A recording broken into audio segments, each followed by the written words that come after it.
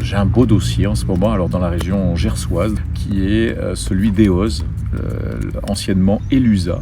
Et là, on a un terrain de jeu fantastique. On a 20 hectares que la mairie des années 80 avait eu l'intelligence de geler.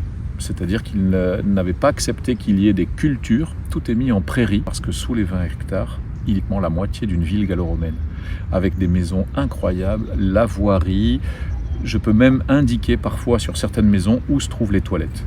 Tellement on a pu, avec des méthodes électriques, magnétiques et géoradars, ça peut pénétrer jusqu'à peu près 2 mètres dans le sol et on peut dire, comme une radiographie pour les os humains, on peut dire ce qu'il y a sous la terre en termes de construction.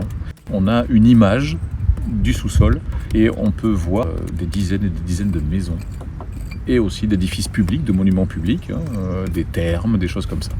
Donc, pour démarrer les fouilles, il a fallu qu'on enlève 40 cm de terre arable. C'est-à-dire qu'en fait, ce ne sont pas des horizons historiques. Il n'y a rien dans cette terre si ce n'est des labours successifs.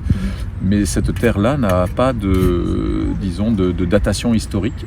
Et on fait appel à des détectoristes, justement, avec des méthodes électromagnétiques. Ils ont simplement des appareils.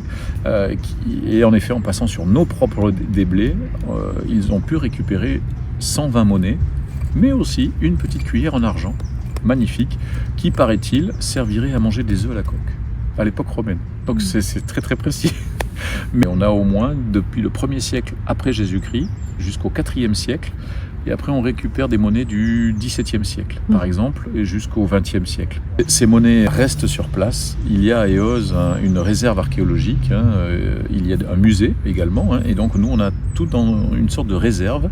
Alors ces monnaies on les a nettoyées, on les a identifiées, on les a photographiées, et donc annuellement on doit faire des rapports à la direction régionale des affaires culturelles, et on met l'inventaire de tout ce qu'on a pu trouver.